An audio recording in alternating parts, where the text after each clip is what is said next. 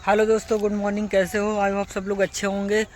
तो बता है, कल की बारिश में मतलब गेहूं की हाल ऐसे हो गए हैं कि अब तो हमको उम्मीदें नहीं लग रही है कि अब इसमें कुछ बचेगा। मतलब कि जो ये बोझ हम लोग बांध गए हैं ना, ये जो गेहूं दोस्तों काटने को पड़े हैं, उनकी तो हालत एकदम खराब हो गई है। मतलब कि गेहूं सब खड़े थे, इतनी बारिश तूफान आंधी आई कि पूरे गेहूं एकदम पट हो गए हैं सब एक तरफ से। अब बताओ, हम लोग तो खुशी थे कि चलो कल थोड़ी बहुत बूंदी बांदी होके बंद हो जाएगा, लेकिन रात में तो बारिश रुकने का नाम ही नहीं ले रही थी।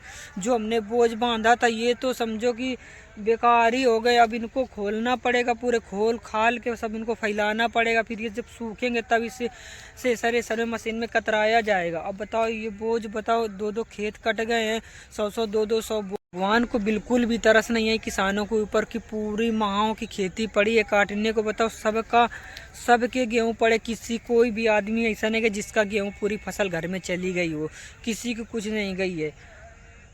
सबका सब खेतों पर। अभी हम तुम्हें खेत के हाल दिखा रहे हैं। खेत खड़े थे, खेत कैसे हो गए बताओ, इनको कैसे काटा जाएगा, कैसे समेटा जाएगा, सब आपको हम दिखा रहे हैं।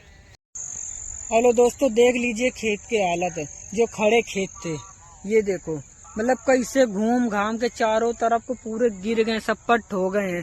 मतलब इतने अच्छे बढ़िया खेत खड़े थे कि 2 2 दिन में 3 3 दिन में पूरे खेत कट जाते, लेकिन अब ऐसे घूम घाम के गिरे और ऊपर से गीले हो गए। समझो खेतों में पानी जैसा भर गया, धंसने लगे हैं पेड़।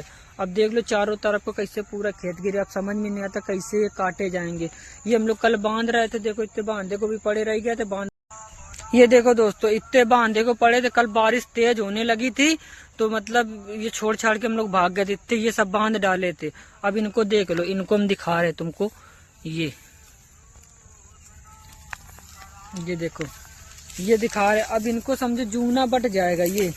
ऐसे देखो, ऐसे पहले पकड़ते थे तो ये सब टूट जाता था, अब सब जूना बनने लायक है। समझो सब बेकार हो गया। अब तो ऐसे पड़े रहेंगे। एक तो गाय इतनी ज्यादा आती है कि आदमी के जो पड़े।